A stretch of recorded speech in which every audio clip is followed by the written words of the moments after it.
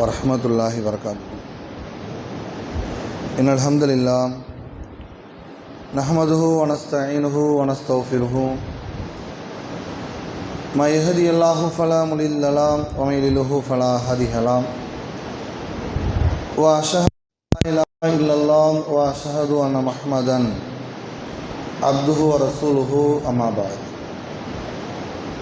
யா அய்யுஹன் நாஸ் இத்தகு ரப்பக்குமுல்லதீ ஹலகக்கும் மின் நஃப்ஸின் வாஹிதா வ ஹலக மின்ஹா ஸௌஜஹா வ பஸ்ஸ மின்ஹுமா ரிஜாலன் கஸீரன் வ நிஸாஅ வத்தகுல்லாஹல்லதீ தஸாஅலூன பிஹி வல் அர்ஹாம் இன்னல்லாஹ கான அலைக்கும் ரகீபா. கண்ணியத்திற்குரிய எல்லாம் வல்ல அல்லாஹுவின் நல்லடியார்களே, அல்லாஹுவின் சாந்தியும் சமாதானமும் நம் அனைவர்கள் மீது என்றென்றும் நிலவட்டமாக என்று பிரார்த்தனை செய்தவனாக. கண்ணியத்திற்குரிய எல்லாம் வல்ல அல்லாஹுவின் நல்லடியார்களே, அல்லாஹுடைய மார்க்கமான இந்த தீனுல் இஸ்லாம், இந்த மார்க்கத்தை ஏற்றுக்கொண்டிருக்கிற ஒரு இஸ்லாமியன் தன் வாழ்க்கையில் இந்த இஸ்லாத்தை எவ்வாறு கடைபிடிக்க வேண்டும், எப்படியெல்லாம் வாழ்ந்தால் மறுமையிலே வெற்றி பெற முடியும் என்பதற்கான எல்லா விதமான வழிகாட்டுதல்களோடு தான் இந்த மார்க்கம் நமக்கு தரப்பட்டிருக்கிறது. அப்படி தரப்பட்ட இந்த மார்க்கத்தை ஏற்றுக்கொண்டிருக்கிற நாம் நம்முடைய வாழ்க்கையில் அந்த இஸ்லாத்தை ஒரு இஸ்லாமியர்களாக நாம் முழுவிதமாக கடைபிடிக்கிறோமா என்று நாம் பார்க்கிற பொழுது, பல கட்டங்களிலே இஸ்லாத்தில் இல்லாத செயல்பாடுகளையும், பல கட்டங்களில் இஸ்லாம் தடுத்த பல நடைமுறைகளையும் மார்க்கம் என்ற பெயரிலே செய்யக்கூடிய மக்களை நாம் பார்க்கிறோம். அதில் அல்லாஹ் ரப்புல் ஆலமீன் இந்த மனிதர்களை பற்றி பேசும் பொழுது, ஒவ்வொரு வயதிலையும் அல்லாஹ் அந்த வயதிற்கான சட்டத்திட்டங்களை பற்றியும் அல்லாஹ் நமக்கு கற்றுத்தருகிற பொழுது, சிறுவர்களாக நாம் இருக்கின்ற பொழுது என்ன மார்க்க சட்டங்கள் நமக்கு சொல்லப்பட்டதோ, எந்த மார்க்க சட்டங்களை நாம் கற்றுக்கொண்டோமோ, அதுதான் ஒரு மனிதன் முதுமை வயதை அடைகின்ற வரைக்கும் அந்த சட்டத்திட்டங்களை தான் பின்பற்ற வேண்டும் என்ற ஒரு வழிமுறையை நமக்கு தந்திருக்கிறது. அதில் குறிப்பாக இளைஞர்கள் என்ற அந்த இளம வயதை நாம் பார்க்கின்ற பொழுது, இந்த சட்டத்திலே மீறக்கூடிய வயதுடையவர்களாகத்தான் அதிகமான இளைஞர்களை நாம் பார்க்கிறோம். சிறு வயதில் பள்ளிவாசல்களோடு தொடர்போடு இருக்கிறாங்க, பள்ளியில் அதிகம் நன்மையான காரியங்களை செய்வதிலே ஆர்வமிக்கவர்களாக இருக்கின்றார்கள். அதே போன்று முதியவர்கள் பெரியவர்கள் என்று எடுத்துக்கொண்டால், ஒரு சஃபில் இன்றைக்கு பள்ளிவாசலில் நிற்பதிலேயே ஒரு 2 சஃப்புகளை முழுவிதமாக பூர்த்தி செய்வது இன்றைக்கு பெரியவர்கள் தான் இன்றைக்கு அதிகம் பங்களிப்பு செய்யக்கூடிய ஒரு நிலை இன்றைக்கு பள்ளிகளில் இருப்பதை பார்க்கிறோம். அப்போ சிறு வயதில் மாணவர்களாக இருந்தவர்கள் ஒரு இள வயதை அவர்கள் அடைகின்ற பொழுது அந்த இளைஞர்கள் எங்கே செல்லுகின்றார்கள், அவர்களுடைய நோக்கம், அவர்களுடைய செயல்பாடு இந்த சமூகத்திலே எதை நோக்கி சென்று கொண்டிருக்கிறது என்று நாம் சிந்தித்து பார்க்கின்ற பொழுது, பல்வேறான சூழல்களின்பால் பல்வேறான சிந்தனைகளிலே இன்றைக்கு இளைஞர்களுடைய பாதை திசை மாறி போகக்கூடியதை நாம் பார்க்க முடிகின்றது. அப்போ இந்த இளம வயதை இஸ்லாம் எப்படி சொல்லுகிறது? ஒரு இளைஞர்களாக இருப்பவர்கள் அந்த இளம வயதில் நம்மால் இந்த இஸ்லாத்திற்கு எந்த விதமான பங்களிப்புகளை செலுத்த வேண்டும் என்ற சிந்தனைகளையும் அறிவுரையும் நமக்கு வழங்கியிருக்கிறது என்பதை குறித்து நாம் இன்றைய ஜும்மாவுடைய இறையிலே அறிந்து கொள்ள இருக்கின்றோம்.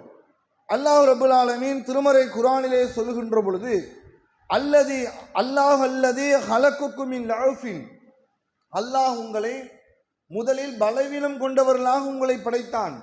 சும்ம ஜஅல மின் பாதி லஅஃபின் குவத்தன், அதற்கு பிறகு உங்களை பலமான ஒரு படைப்பாக உங்களை அல்லாஹ் ஆக்கியிருக்கிறான்.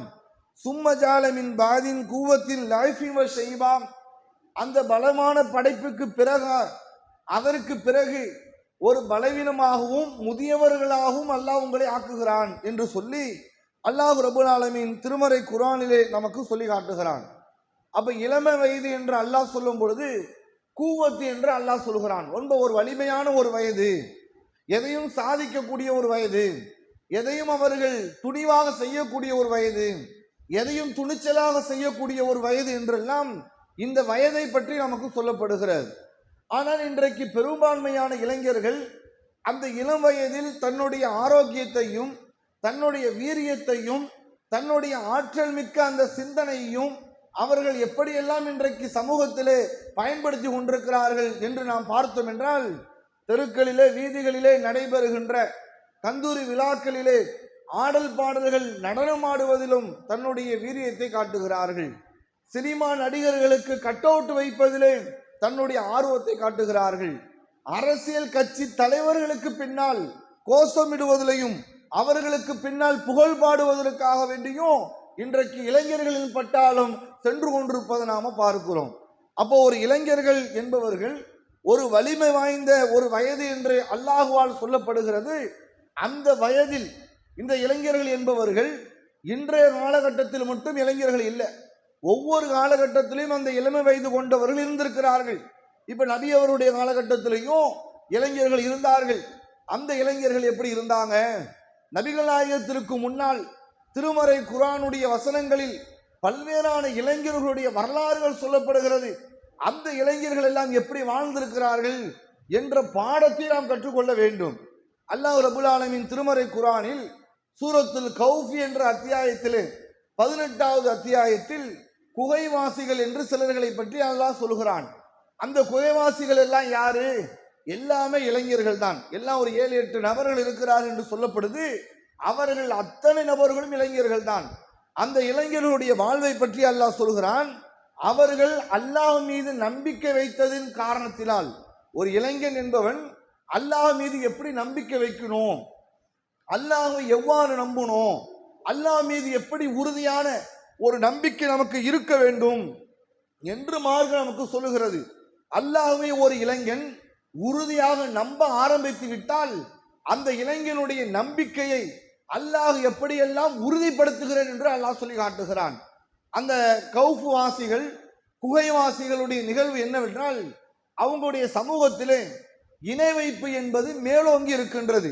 இணை வைப்பான ஒரு காரியம், அல்லாஹ்விற்கு மாற்றம் செய்கின்ற அந்த செயல்பாடு மேலோங்கி உயர்ந்து நிற்கின்றது. அந்த இணை வைப்பான காரியத்தை விட்டு அந்த மக்களிடமிருந்து அவர்கள் விலகி நிற்கிறார்கள். அவர்களை பற்றி அல்லாஹ் சொல்கிறான், இது அவள் ஃபித்யத்தில் கௌஃப், இந்த கௌஃப் வாசிகள் அல்லாஹ்விடத்திலே துஆ செய்கிறார்கள். ஃபகாலு ரப்பனா ஆத்தினா மில்லதுன்க ரஹ்மான், யா அல்லாஹ், இந்த ஊர் மக்கள் இணை வைப்பில் இருக்கிறார்கள், நாங்கள் உன்னிடத்தில் உன்னுடைய அருளை நாங்கள் வேண்டுகிறோம். வஹய்யிலனா மின் அம்ரி ரஷிதன், எங்களுக்கு நேரான வழியை எளிதாக்கி தாயல்லா என்று சொல்லி அல்லாஹ்விடத்திலே இந்த கௌஃப் வாசிகள் துஆ செய்கிறாங்க. அங்கு இணை வைப்பு இருக்குது, ஷிர்க் இருக்குது.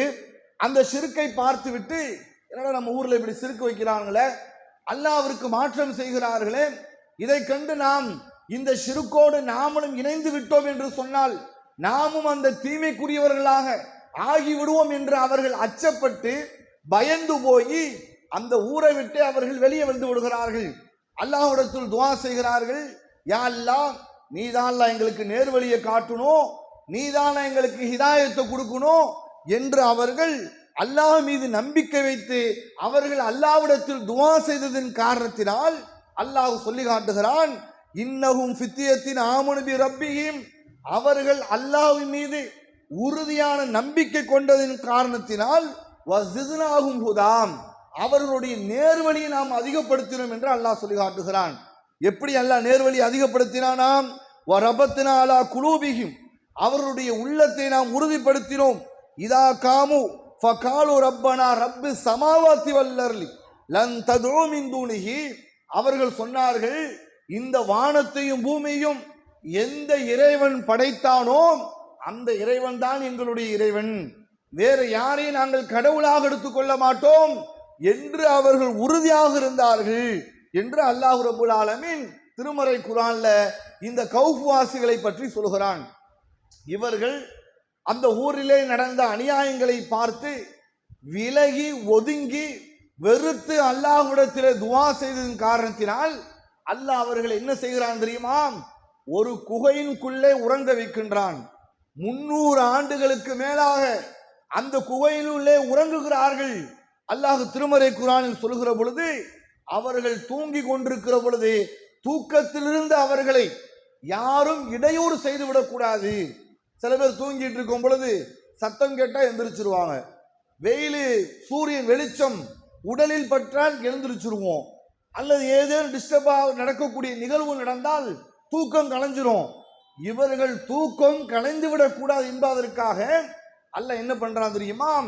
உதிக்கின்ற சூரியனை கூட இவர்கள் மீது படாத அளவில் அல்லாஹ் அவர்களை பாதுகாக்கின்றான் என்று திருமறை குர்ஆன் சொல்லுகிறார்.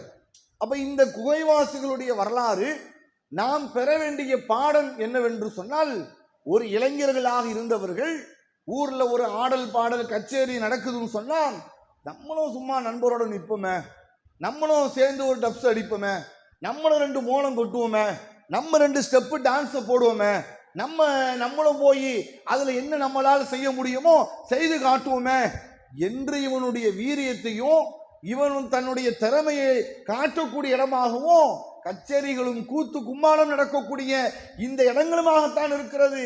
ஆனால் அந்த இளைஞர்கள் எது இணை வைப்புக்கு எதிராக, இறைவனுடைய காரியத்திற்கு எதிரான காரியம் என்று அவர்கள் விளங்கினார்களோ அந்த காரியத்தை விட்டு அவர்கள் விலகி நின்றார்கள் என்ற பாடத்தை நாம பார்க்க முடிகின்றது.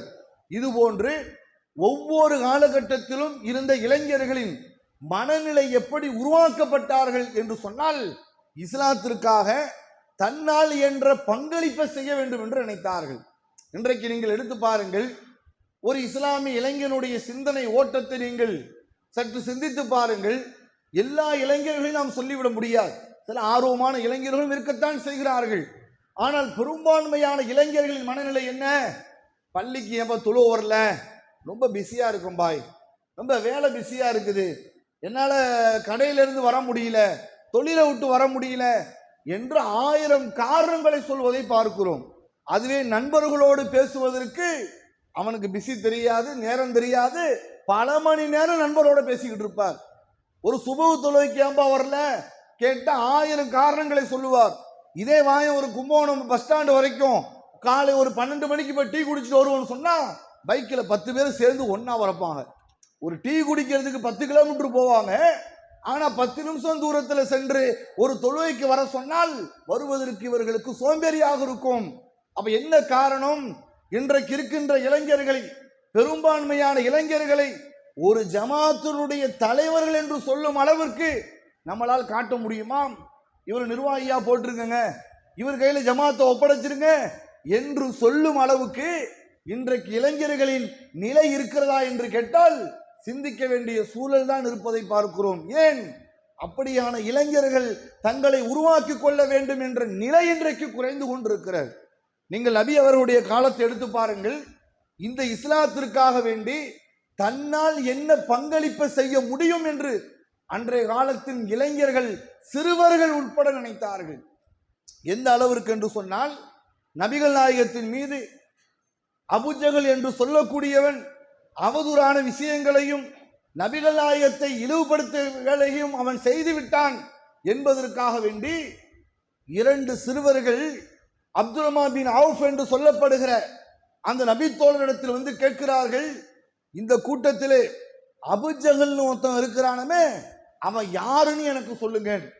நீங்க ஏன்பா அவரை கேட்குறீங்க? அவன் ரசூலுல்லாவை இழிவுபடுத்திட்டானாமே, அவனை நாங்க சும்மா விட மாட்டோம். 2 சிறுவர்கள், அந்த அப்துல் ரஹ்மான் பின் அவுஃப் அவர்கள் சொல்லுகிறார்கள், இந்த 2 சிறுவர்களுடைய இலக்கு எதுவாக இருந்தது என்று சொன்னால், அந்த அபூஜஹலை ஏதேனும் பழிவாங்க வேண்டும் என்ற சிந்தனையோடு தான் இந்த 2 சிறுவர்களுடைய சிந்தனை இருந்தது என்று அவர்கள் சொல்கிறார். அப்போ எந்த மாதிரியான மனநிலை அன்றைக்கு இருந்தது? இஸ்லாத்தின் மீது ஒரு ஈர்ப்பு இருந்தது. இஸ்லாத்திற்காக ஏதேனும் நம்மால் என்ற ஒரு பங்களிப்பை செய்ய வேண்டும் என்ற எண்ணோட்டம் இருந்தது. இன்றைக்கு இஸ்லாத்தின் மீது எத்தனை கலங்குகள் சுமத்தப்படுது, எவ்வளவு அவதூறுகள் செலுத்தப்படுகிறது, எத்தனை விதமான அவப்பெயர்கள் சொல்லப்படுகிறது. இதுவெல்லாம் இன்றைக்கு ஒரு இளைஞர்கள் தன்னுடைய பொறுப்பாக இன்றைக்கு ஏற்றுக்கொண்டிருக்கிறார்களாம். இஸ்லாமியர்களை தீவிரவாதிகள் என்று பச்சை பெயர்களை கொண்டு பட்ட பெயர்களை சொல்லுகிறார்கள். இஸ்லாமியர்கள் இரக்கமற்றவர்கள் என்று சொல்லி பல அவதூறு பிரச்சாரங்கள் செய்கிறார்கள். இஸ்லாமியர்கள் லவ் ஜிகாது பண்ணுகிறார்கள் என்று சொல்லி நம்மீது பொய் பிரச்சாரம் செய்கிறார்கள். எத்தனை விதமான பொய் பிரச்சாரங்கள்! இஸ்லாத்தை கொச்சப்படுத்தணும், இஸ்லாமியர்களை கொச்சப்படுத்தணும், இந்த இஸ்லாத்தை கலங்கப்படுத்தணும் என்றெல்லாம் சொல்லப்படுதேன். இதற்கு எதிராக நாம் ஒரு நல்ல ஒரு செயல் திட்டங்களை, எத்தனையோ செயல் திட்டங்களை நாம் கொண்டு வருகிறோம். அதில் நம்மளுடைய பங்களிப்பாவது செலுத்த வேண்டும் என்ற சிந்தனை இன்றைக்கு இளைஞருடைய உள்ளங்கள் இருக்கிறாம். நமக்கு அதெல்லாம் பொறுப்பு இல்லைங்க, அவங்க பார்த்துப்பாங்க. யாராவது 4 நிர்வாகி பார்த்துப்பாங்க, யாராவது 4 நபர்கள் பார்த்துக் கொள்வார்கள் என்று ஒதுங்குகின்ற நபர்கள் தான் இன்றைக்கு அதிகம். அப்போ நாம் சிந்தித்து பார்க்க வேண்டும்.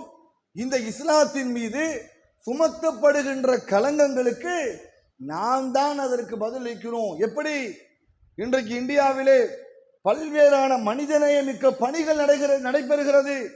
அந்த பணிகளில் அங்குமிங்குமாக நடைபெறுகின்ற ஒரு சில மனிதநேய பணிகளே பலருடைய உள்ளங்களில் மாற்றத்தை ஏற்படுத்துகிறது.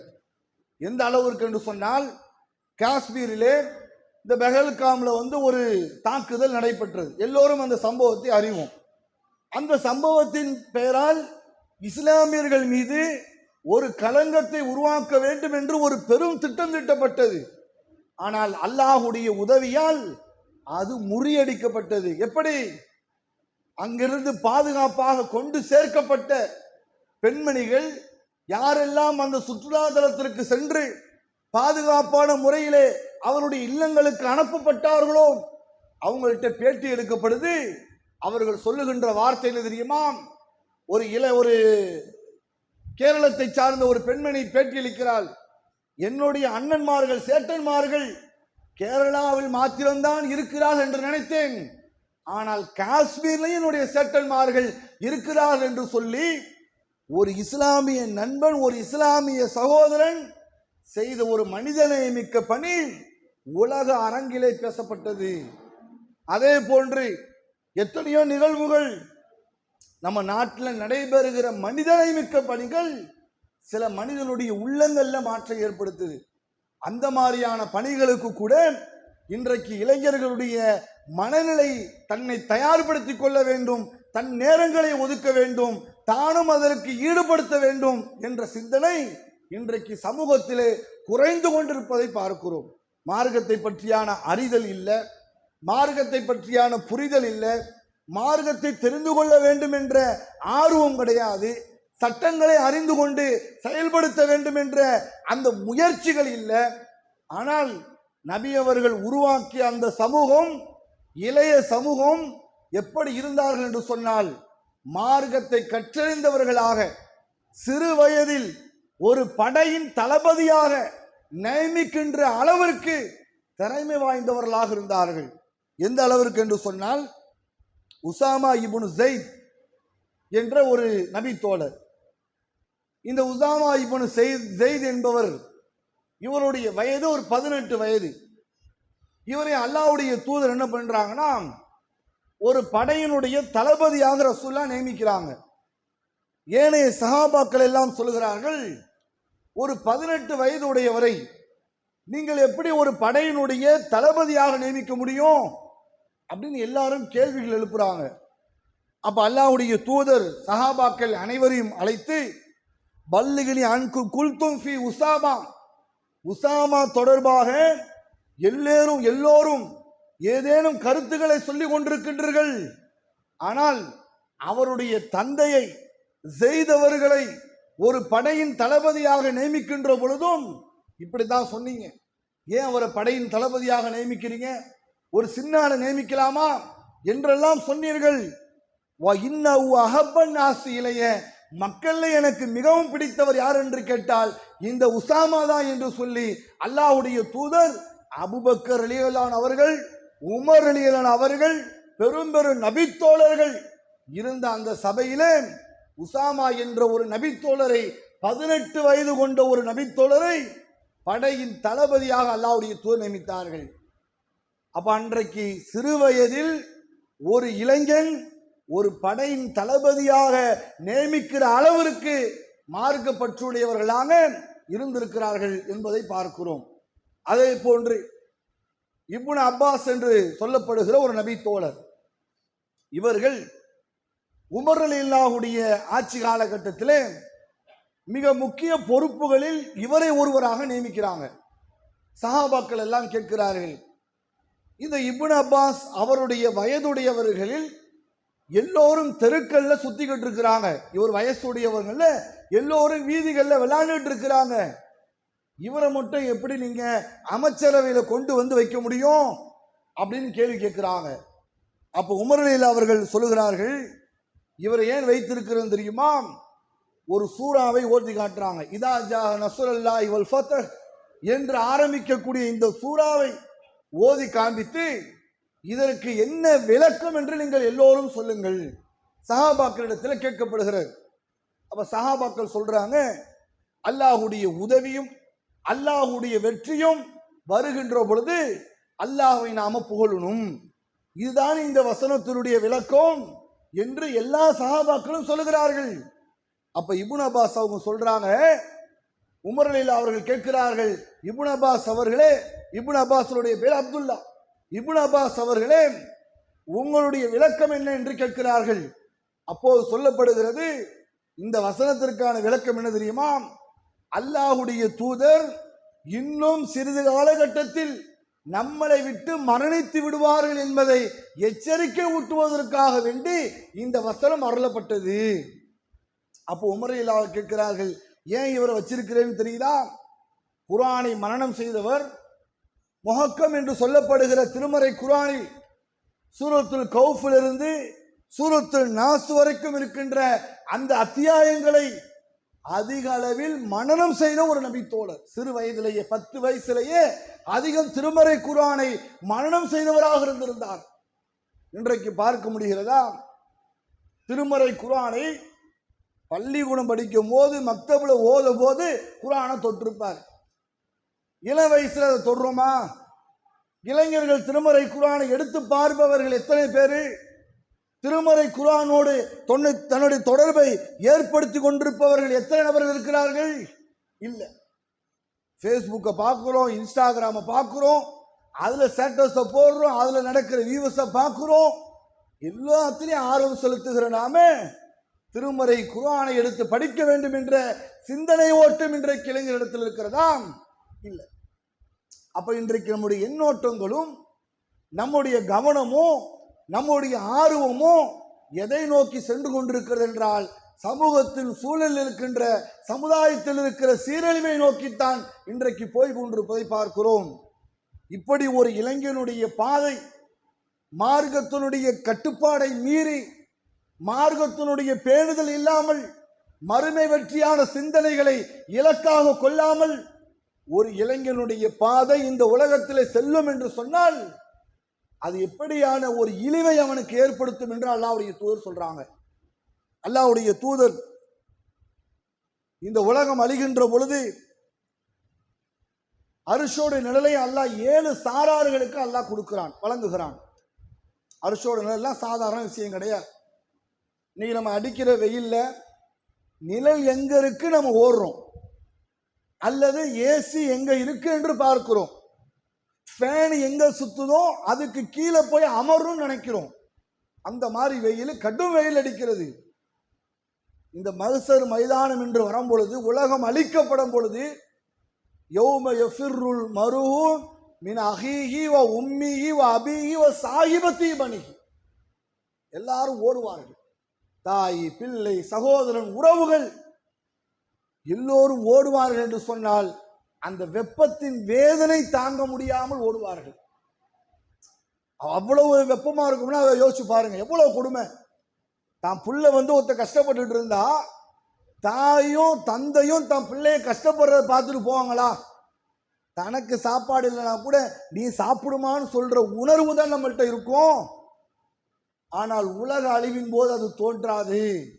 நீ உன் வேலையை பாடுறா, என்னை காப்பாத்துக்கு என்ன வழின்னு எனக்கு தெரியலன்னு சொல்லி தாய் ஓடுவாள், தந்தை ஓடுவார், தன் சகோதரன் ஓடுவான், உங்களுடைய நண்பன் ஓடுவான், எல்லோரும் சிதறடித்து ஓடுவார்கள். ரசூலுல்லாஹ் அந்த வேதனை பற்றி சொல்லும் பொழுது, ஒரு கர்ப்பிணி பெண்மணி தன் குழந்தை ஈண்டெடுத்தது கூட தெரியாமல் ஓடுவாள் என்று சொல்லப்படுது. அந்த நேரத்தில் அல்லாஹ் அர்ஷோட நிலை கொடுப்பான். 7 சாரார்களுக்கு அந்த அர்ஷ நிலை அல்லாஹ் கொடுப்பானே, அந்த 7 சாரார்கள் யாரு? அதுல சொல்லப்படுகிறது 3 நபர்கள் இளைஞர்களாகவே அல்லாஹ்வுடைய தூதர் சொல்றாங்க. ஒன்று, அல்லாஹ்வுடைய ஆலயத்தில் இருந்து தன் உள்ளத்தை அல்லாஹ்வுடைய ஆலயத்தோடு தொடர்பு படுத்திக் கொண்டிருந்தாரே, அந்த இளைஞருக்கு வழங்கப்படுகிறது. இரண்டாவது, தனிமையில் இருந்து தான் செய்த பாவங்களை நினைத்து தான் செய்த தவறுகளை வருந்தி அல்லாஹ்விடத்தில் கண்ணீர் விட்டு அழுகின்றாரே, அந்த இளைஞர்களுக்கு வழங்கப்படுகிறது. ஒரு பெண் விபச்சாரத்திற்கு அழைக்கின்ற பொழுது அல்லாஹ்வுக்கு அஞ்சு கொள்கிறேன் என்று சொல்லி அதை விட்டு விலகி கொண்டானே, அந்த இளைஞனுக்கு வழங்கப்படுவது சொல்லப்படுது. அப்ப இளம வயசுல மார்க்க பற்றி இல்லாமல் வளர்ந்து விட்டோம் என்றால் முதுமை வயசுல போயிட்டு இளமையை மீட்க முடியுமா? ஒரு 50 வயசு கடந்துட்டோம், திரும்பி 20 வயசுக்கு வர முடியுமா? 20 வயசுல உள்ள அமல்களை செய்ய முடியுமா? 30 வயசுல உள்ள அமல்கள் செய்ய முடியுமா? 30 வயசில் செய்ய வேண்டிய நற்காரியங்களை புரிய முடியுமா? முடியாது. அப்ப அந்த வயதை இழந்து விட்டோம் என்று சொன்னால் மீண்டும் ரிவேஸ் வர முடியாது. திரும்பி ரிவேஸ்ல வந்து அந்த அமல்களை பெற முடியாது.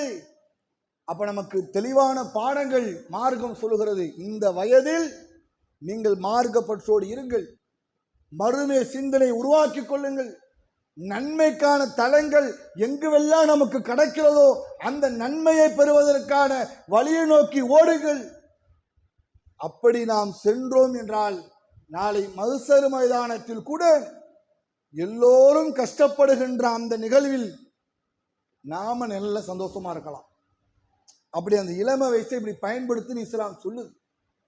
அப்ப இளைஞர்களாக இருப்பவர்கள் தன் வீட்டிலே இளைஞர்களை அந்த இளைஞர்களாக உருவாக்கப்படக்கூடியவர்கள் மார்க்க சிந்தனையோடு, மறுமை எண்ணத்தோடு, மறுமையில் வெற்றி பெற வேண்டும் என்ற நம்பிக்கையோடு பள்ளிவாசல் என்ற ஆலயத்தை இளைஞர்கள் அலங்கரிக்கப்பட வேண்டும், இளைஞர்களால் சூழப்பட வேண்டும். அல்லாஹ்வுடைய தூதருடைய காலகட்டத்திலே அஸ்ஹாபு சுஃபா என்று சொல்லப்படுகிற திண்ணை தோழர்கள் எல்லாம் இளைஞர்கள் தான். 70ற்கு மேற்பட்ட இளைஞர்கள் பள்ளியிலே கிடப்பார்கள், மார்க்கத்தை கற்றுக்கொள்வார்கள், வேலைக்கு போவார்கள், வருமானத்தை திரட்டுவார்கள், தர்மம் செய்வார்கள், பள்ளிக்கு வந்து ஓய்வெடுப்பார்கள், பள்ளியில் மார்க்கத்தை கற்றுக்கொள்வார்கள், அறியாதவர்களுக்கு மார்க்கத்தை கற்றுக் கொடுப்பார்கள். எப்படிப்பட்ட சூழல்னு பாருங்க. இன்னைக்கு பள்ளினா ஜும்மாவுக்கு மட்டும் நிறையிறோங்க, இவ்வளவு கூட்டம் பள்ளிக்கு நிறைய ஜும்மாவில் வந்துருது. அசருக்கு பார்த்தீங்கன்னா எல்லாம் பெரியவங்களா சேர போட்டு உட்கார்ந்துருப்பாங்க. அப்ப இளைஞர்களுக்கு தொழுகை இல்லையா? இளைஞர்களுக்கு தொழுகை கடமை இல்லையா? அந்த நிலை மாற வேண்டும். அந்த நிலையை நாம் மாற்ற வேண்டும் என்று சொன்னால் நாம் ஒன்றை புரிந்து கொள்ளணும். இந்த இளம் வயதில் செய்ய வேண்டிய அமல்களை இளம வயதில் தான் செய்ய முடியும். இந்த வயதை நாம் கடந்து விட்டோம் என்று சொன்னால் மீண்டும் மீட்டெடுத்து அந்த அமல்களை செய்ய முடியாது. அப்படி இந்த இளம் வயதில் செய்கின்ற ஒரு பாக்கியத்திற்குரிய ஒரு வாய்ப்பு அல்லாஹ் நமக்கு கொடுத்திருக்கிறான் என்பதை உணர்ந்து இந்த காலகட்டத்தில் அதிகப்படியான அமல்களையும் நற்காரியங்களையும் சமுதாய பணிகளையும் நல்ல செயல்பாடுகளையும் ஆரோக்கியமான சிந்தனைகளையும் அடுத்த கட்ட தலைவர்களை உருவாக்கப்பட வேண்டும் என்ற எண்ணோட்டங்களோடு நம்முடைய செயல்பாடுகளை அமைத்து கொண்டு நாம் நற்காரியங்களில் அதிகம் விரைந்து செய்கின்ற நன்மக்களாக அல்லாஹ் நம்மை அனைவரையும் ஆக்கி அருள் புரிவானாக என்று பிரார்த்தனை செய்தவனாக என்னுடைய இந்த முதல் உரையை நிறைவு செய்து கொள்கின்றேன். யாயுகல்லதீனா முத்தகுல்லாம் ஹகது காத்திஹி வலா தமூத்துன்ன இல்லா வன்தும் முஸ்லிமூன். கணியத்திற்குரிய எல்லாம் வல்ல அல்லாஹ்வின் நல்லடியார்களே, இந்த உலகில் நடைபெறுகின்ற பல்வேறான நிகழ்வுகள் ஒரு மனிதனுடைய சிந்தனைக்காக அல்லாஹ் பல்வேறான காலகட்டங்களிலே பல படிப்பினைகளை நமக்கு ஏற்படுத்தி கொண்டே இருக்கிறான். திருமறை குர்ஆனிலே பல்வேறான வரலாறுகள் நமக்கு சொல்லப்படுகிறது. அந்த வரலாறுகள் அனைத்தும் நாம் பாடமாகவும் படிப்பினையாகவும் பெற்று நம் வாழ்வை சீர்படுத்தி கொள்ள வேண்டும் என்பதற்காகத்தான் அந்த பாடங்களை எல்லாம் நமக்கு சொல்கிறான். இப்போ நூஹு நபி 950 ஆண்டு காலம் வாழ்ந்திருக்கிறாங்கன்னா, 950 ஆண்டு காலம் வாழ்ந்த ஒரு நபியனுடைய வரலாற்றை சொல்வதற்கு குர்ஆன் பத்தாது. ஆனால் அவருடைய வரலாற்றில் எது நமக்கு தேவையோ அதை மாத்திரம் அல்லாஹ் சொல்லியிருக்கிறான். இப்ப இப்ராஹிம் நபியினுடைய வாழ்க்கை பெரும் நீண்ட வரலாறு. ஆனால் அவர்களுடைய வாழ்க்கையில் ஒரு இளைஞராக இருந்து தன் வாழ்வில் எப்படி சிறப்பாக செயல்பட்டார் என்று இப்ராஹிம் நபியினுடைய வாழ்க்கை பற்றியும் அல்லாஹ் சொல்லி காட்டுகிறான். இப்படி திருமறை குர்ஆனிலே பல்வேறான வரலாறுகள் நமக்கு சொல்லப்பட்டிருக்கிறது என்றால் அதுவெல்லாம் நாம பாடமாக படிப்பனையாக நாம அதை எடுத்துக்கொள்ளணும். அதே போன்று உலகிலும் சில நிகழ்வுகள் நடக்கும், அதன் வழியாகவும் நாம் சிந்திக்க வேண்டும். இப்போ நேற்றைய தினம் குஜராத்திலிருந்து லண்டன் போகக்கூடிய ஒரு ஃப்ளைட்டு வெறும் 13 நிமிடத்தில் தான் வெடித்திருக்கிறது. புறப்பட்டு 13 நிமிஷத்தில் வெடிச்சிருக்குது. கிட்டத்தட்ட 200க்கு மேற்பட்டவர்கள் இறந்து விட்டார்கள். நீங்கள் சிந்தித்து பாருங்கள், மரணத்தை பற்றி அல்லாஹ் பல்வேறான வகையில் நமக்கு அறிவுறுத்துறான். குல்லு நஃப்ஸின் தாயிக்குல் மௌத், ஒவ்வொரு ஆத்மாவும் மரணத்தை சுவைத்தே தீரும் என்று அல்லாஹ் சொல்கிறான். நீங்கள் மரணத்தை கண்டு விரண்டு ஓடினாலும் ஃபஇன்னஹு முலாக்கிக்கும், அந்த மரணம் உங்களை அடையும், தப்ப முடியாது. ஆனால் அது போனவங்க எப்படியெல்லாம் கனவுகளோடு போயிருப்பாங்க. ஊருக்கு போகிறோம், சம்பாதிக்க போகிறோம், வெளிநாட்டுக்கு போய் நாம் செட்டில் ஆக போகிறோம், அவங்க வீட்டில் உள்ளவங்க சொந்த பந்தங்கள்லாம் சொல்லிட்டு ஃபோட்டோ செல்ஃபி எல்லாம் எடுத்து பரிமாறிட்டு பல கனவுகளோடு அந்த ஃப்ளைட்டில் ஏறி அமர்ந்திருப்பாங்க. ஆனால் அவர்களுக்கு தெரியுமா, இன்னும் 13 நிமிஷத்தில் நான் மௌத்தா போறேன்னு அவங்களுக்கு தெரியுமா? இதுதான் வாழ்க்கை. இதை தான் மனிதன் உணர வேண்டும் என்று அல்லாஹ் காட்டுகிறான். நாம் நினைக்கிறோம் நீண்ட நெடுதூரம் இந்த வாழ்க்கை என்று நினைக்கிறோம், நெடுதூரம் ஓட போகிறோம் என்று ஓடிக்கொண்டிருக்கிறோம். ஆனால் அல்லாஹ் சொல்லி காட்டுகிறான், அடுத்த நிமிஷம் உனக்கு கேரண்டி கிடையாதுங்கிறான். பேசிக்கிட்டு இருக்கிறோம், இந்த நிமிஷம் நம்முடைய நிலை என்ன என்று தெரியாது. அப்படி இருக்கிற இந்த உலக வாழ்க்கையில் போட்டி, பொறாமை, இவர் அவரை பற்றி புறம் பேசுறது, அவர் இவரை பற்றி அவதூறு பேசுறது, நான் அவர்கிட்ட பேச மாட்டேன், நான் இந்த உறவை துண்டிச்சிட்டேன், நான் இந்த உறவை வேணான்னு சொல்லிட்டேன், இவர் முகத்துல கூட முழிக்க மாட்டேன். எத்தனை வருஷம், எத்தனை உறவுகள் இன்றைக்கு சமூகத்திலே துண்டிக்கப்பட்ட நிலையில் இருக்கிறது. அவன் நிரந்தரமா வாழ போறோமா? நம்ம நிரந்தரமா வாழ்ந்துட்டு நம்ம சாதிச்சிட போறோமா? அப்ப நல்ல நாம் வாழக்கூடிய இந்த குறைந்த காலகட்டத்தில், குறைந்த மணி நேரத்தில் அல்லாஹ்வுடைய தூதர் சொல்கிறார்கள், அடுத்த நிமிடம் மரணத்தை எதிர்நோக்கியவராக நாம் வாழ வேண்டும். சஹாபாக்கள், நபி தோழர்கள் தன் வாழ்க்கையில் அப்படியான சிந்தனையோட்டங்களோடு தான் அவர்கள் வாழ்ந்தார்கள். அப்ப நாமளும் மரணத்தை எதிர்நோக்கி வாழக்கூடிய நிலையில் இருக்கக்கூடிய நாம் போட்டி, பொறாமை, அவதூறு, பழி இதெல்லாம் தூக்கி ஒதுக்கிட்டு அமல்களை முன்னோக்கி பயணிக்கின்ற நன்மக்களாக அல்லாஹ் நம்மை அனைவரையும் ஆக்கி அருள் புரிவானாக என்று பிரார்த்தனை செய்தவனாக என்னுடைய உரையை நிறைவு செய்து கொள்கின்றேன். வாஹிர் தாவான் அல்ஹம்துலில்லாஹி ரப்பில் ஆலமீன். அஸ்ஸலாமு அலைக்கும் வரஹ்மத்துல்லாஹி வபரகாத்துஹு.